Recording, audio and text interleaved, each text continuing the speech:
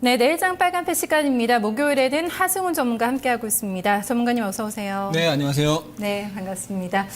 오늘 장에서의 흐름을 좀 포인트를 어떻게 잡으셨는지 일단 궁금해요. 어떤 부분 좀 가장 눈여겨보셨어요? 일단 코스닥이 다시 한번 고점 돌파가 나오면서 오늘 기관과 외국인의 차익 실현 매물이 나왔습니다. 네. 그래서 분명히 코스닥은 중기적으로 상승하는 추세가 살아 있습니다. 그런데 단기 매물에 의해서 단기 조정이 나오는 구간인데 이 단기 조정을 어떻게 마무리를 잘 하느냐에 따라서 이후 추가 상승이 얼마나 강하게 나오느냐가 결정되기 때문에 네. 그런 부분을 지켜봤고요. 또 오늘 코스피 같은 경우는 지난주 1888포인트를 저점으로 해서 쐐기형 완성을 하고 돌파 이후에 상승 추세가 유지되고 있다 이렇게 보고 있고요. 오늘 낙폭 과대주들이 반등이 세게 나왔습니다. 그래서 이러한 흐름이 좀 더 이어진다. 저는 이렇게 보고 있습니다. 네, 알겠습니다. 일단 코스닥이 오늘 기관 쪽에서 차익 매물이 좀 강하게 형성이 되면서 좀 흐름이 한번 좀 꺾이는 흐름이었는데요. 단기적으로 매물 소화를 어떻게 거치느냐가 상당히 중요하다. 이렇게 또 정리를 해주고 있습니다. 내일장을 준비를 하기 위한 세 가지 포인트 여기서 점검하겠습니다. 네, 첫 번째입니다. 코스닥 주봉 차트 상승 3파 확인입니다. 두 번째 포인트는 코스피 지수가 1960포인트 저항을 확인하고 있다는 점 짚어주고 있고요. 세 번째는 삼성전자 실적 발표 이후에 주가 흐름을 관찰해 보자고 얘기를 하고 있습니다. 네, 첫 번째 포인트입니다. 코스닥 주봉 차트 상승 3파를 확인을 했다. 이 부분 좀 언급해주고 있는데요. 전문가님 항상 강조를 해주셨죠. 중기적으로는 네. 코스닥 계속해서 간다라는 좀 시각이셨는데 네. 단기적으로 이제 흐름이 어떻게 나올지를 지금 당장 좀 포커스를 맞춰봐야 될 것 같아요. 네, 그렇죠. 코스닥 일단 지난 그 북한발 악재와 일본발 악재로 한번 121선 부근까지 조정이 세게 나왔었는데 그 이후로 반등을 굉장히 강하게 했습니다. 그래서 주봉상 상승 1파 나오고 조정 2파가 나올 타이밍에 악재를 맞아서 매물 소화가 됐고 이제 상승 3파가 진행 중인 구간입니다. 다만 일봉상으로 봤을 때 연속 3일 장대 강한 상승이 나왔고 오늘 그에 따른 차익 실현 매물 소화가 일어나고 있는 겁니다. 항상 지수가 3일 연속 상승하면 좀 쉬어가려는 성향이 있습니다. 그리고 또 하나 지수가 신고가를 갱신하면요. 횡보하다가 갱신한 게 아니라 아래에서부터 짠 올라와서 갱신하면 한번 눌렸다 가는 경우가 더 많습니다. 그래서 네. 오늘 자연스럽게 조정이 나올 자리였는데 외국인과 기관의 차익 실현 매물에 의해서 조정을 받았고요. 외국인과 기관의 매도 물량에 비하면 좀 조정이 양호하지 않았나 이런 생각이 듭니다. 그래서 오늘 내일 조정을 거치고 다시 상승할 확률이 높지 않을까 저는 그렇게 보고 있고요. 단기 흐름을 보려면 네. 아무래도 시세 분석을 해줘야 되는데 30분 추세를 보게 되면 지난 4월 9일 저점에서 4월 17일 고점까지 세게 올라온 다음에 4월 18일 날 그 단기 상승 추세가 이탈이 되면서 4월 19일, 22일 조정을 한 3% 이상 조정을 받고 이중 바닥을 만들고 돌렸습니다. 그리고 나서 오늘 장중에 보합 부근에서 횡보를 하다가 초단기 상승 추세를 이탈하면서 깨진 거거든요. 그래서 한 550 중반에 이 30분 봉상 지지선이 겹쳐 있습니다. 그래서 그 자리에서 내일 지지받는지 여부를 확인해야 될 것 같습니다. 네, 일단은 가능성은 좀 단기적인 흔들림이다 쪽으로 얘기를 해주고 있습니다. 단기적으로 매물 소화 과정을 거치고 다시 올라갈 거라는 시각인데요. 코스닥의 흐름 점검해봤습니다. 이어서 두 번째 포인트 확인하겠습니다. 코스피인데요. 코스피 1960포인트 저항을 확인하는 자리다 이렇게 잡아왔습니다. 일단 말씀해 주셨는데 지난주 아마 금요일이었던 것 같아요. 장중에 1888포인트까지 밀렸던 것에 비하면 한 4월 만에 80포인트가량이 좀 반등이 나온 자리거든요. 네. 여기서 이제 한번 막힐 거라고 보세요. 어떤 네. 시각이세요? 기본적으로 항상 이 차트를 볼 때는 저는 차트를 본다는 말을 그렇게 좋아하진 않은데 시세 분석을 할 때는 상위 추세를 보고 이제 하위 추세를 봐야 됩니다. 그래서 일봉의 추세를 볼 때는 그 상위 추세인 주봉과 월봉을 보는데요.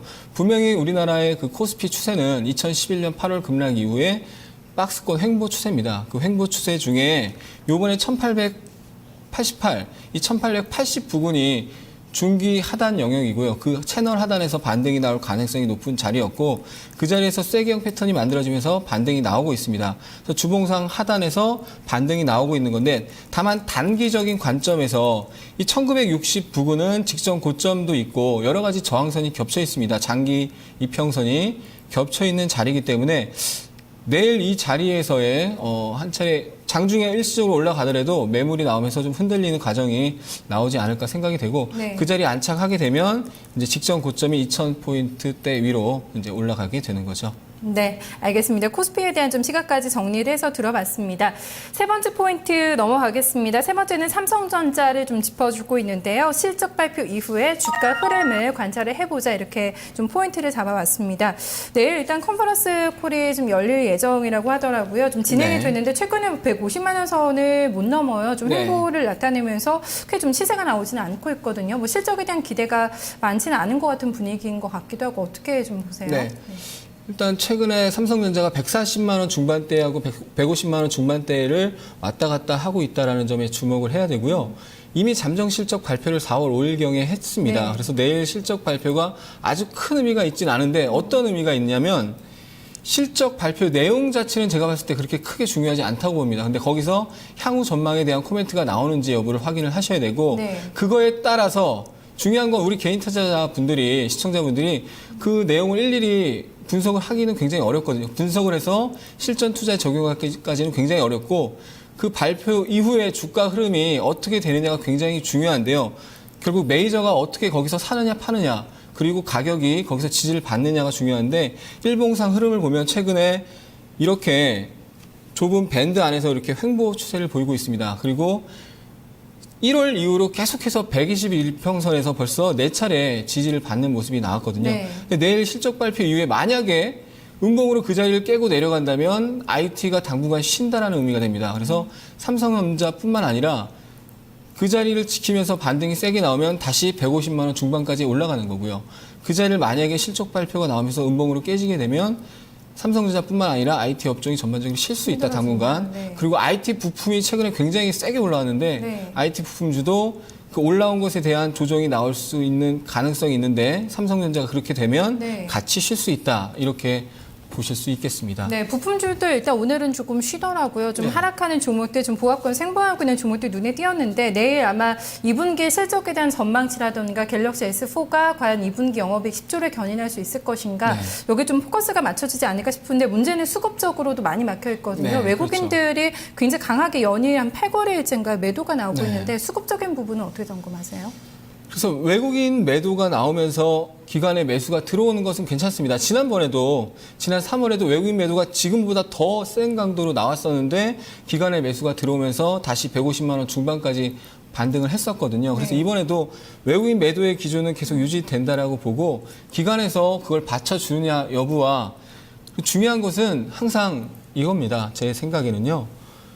외국인이 매수를 하더라도 중요한 자리를 깨고 내려간다라면 시장이 외국인과 네. 기관의 매수가 혹은 매도가 굉장히 중요한데 더 중요한 건 시장이 말해주는 것, 시장의 가격이 지켜주면 올라갈 수 있다는 거고 굉장히 지금 중요한 자리에 있으니까 그 자리를 깨고 내려가면 추가 하락이 나온다는 거. 그래서 내일 외국인의 매수 매도도 봐야 되지만 그 자리를 지켜주는지 깨지는지 여부를 더 집중해서 보시는 게 좋을 것 같습니다. 네, 일단 17일에 한번 150만 원 선에 안착한 이후에는 계속해서 좀 밀려나고 있는 흐름인데요. 내일 굉장히 또 중요한 분기점이 될 것 같습니다. 삼성전자를 좀 짚어봤습니다.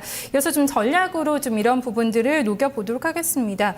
어떤 좀 섹터 계속해서 보고 계실까요? 어떤 쪽 유망하게 네, 보세요? 올해 저는 계속해서 토마토 TV 모든 프로그램 출연할 때마다 코스닥 종목 장세가 계속 된다라고 말씀을 드렸고 첫 번째 바이오 헬스케어와 두 번째 IT 부품 쪽에 집중을 하셔야 된다라고 네. 말씀을 드렸는데 오늘 바이오 헬스케어 섹터를 다시 한번 말씀을 드리려고 해요. 네, 기본적으로 전 세계적으로 고령화 시대, 100세 시대가 되면서 이 바이오 헬스케어 분야는 성장성이 담보되어 있다라고 말씀을 드릴 수 있고 또 박근혜 정부 들어오면서부터 이 바이오 생명공학 쪽에 정책이 계속 지금뿐만 아니라 앞으로도 계속 1, 2년간 정책이 나올 가능성이 높은 상황입니다. 이런 것 점을 감안했을 때 바이오 헬스케어 업종은 조정시마다 계속 매수 관점으로 대응을 하시는 게 좋겠다라고 말씀을 드리고요.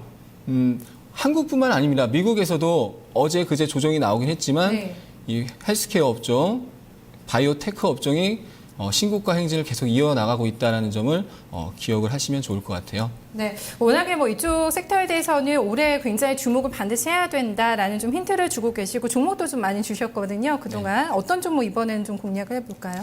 네, 오늘 소개해드릴 종목은 바이오니아입니다. 그래서 바이오니아는 유전체 치료제, 유전체 분석 네. 그리고 유전자 치료 쪽에 강점을 가지고 있는 기업이고요. 유전자 치료제에 대한 기술을 수출할 수 있는 기대감이 지금 나오고 있습니다. 그래서 이런 기대감을 바탕으로 해서 최근에 외국인과 기관이 엄청나게 매수를 했습니다. 4월 한 달만 해도 외국인과 기관이 50만 주 이상을 매수를 했어요. 외국인의 평균 단가가 2만 원입니다. 그리고 오늘 장중에 2만 600원까지 내려갔었거든요. 2만 650원까지 내려갔었는데 이러한 성장성이 담보되어 있고 거기에 플러스 외국인과 기관이 연일 매집하고 있는 종목이다. 정부 정책 수혜까지 기대가 되기 때문에 네. 이 종목이 조정을 받을 때 관심을 가져보시면 좋을 것 같습니다. 네, 일단은 좀 바이오 종목들을 언급해 주실 때 중장기적으로 좀 보자고 얘기하면서 가격을 좀 많이 잡아주시더라고요. 목표가. 이 종목은 어떻게 볼까요? 일단 이 종목도 중장기적으로 굉장히 높게 보고 있는데요. 일단 단기적인 가격을 말씀을 드리면요. 지난 그 4월 초경에 2만 4천 원 초반을 갔다가 밀렸어요. 그리고 오늘 2만 650원까지 밀렸거든요. 그래서 그때 이제 그 2만 4천 원대를 갔을 때 단기 호재가 노출이 되면서 차익 실현 매물이 나오면서 조정을 받은 겁니다. 그래서 지금의 조정은 매수의 기회로 보는 것이 저는 합리적이다라고 판단을 하고요. 그래서 단기 1차 목표가로 2만 4천 원을 제시를 해드립니다.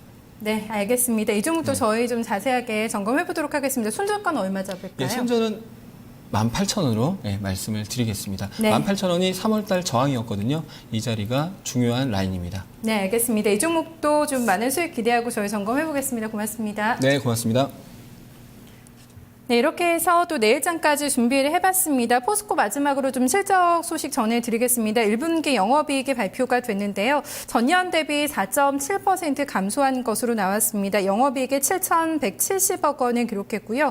매출액은 전년 동기 대비 10.6% 줄어들면서 14조 5천억 원이 발표가 됐습니다. 내일장에서도 포스코의 흐름을 좀 잘 지켜봐야 될 것 같은데요. 오늘은 증권통 여기서 인사를 드리도록 하겠습니다. 함께해 주신 여러분 고맙습니다.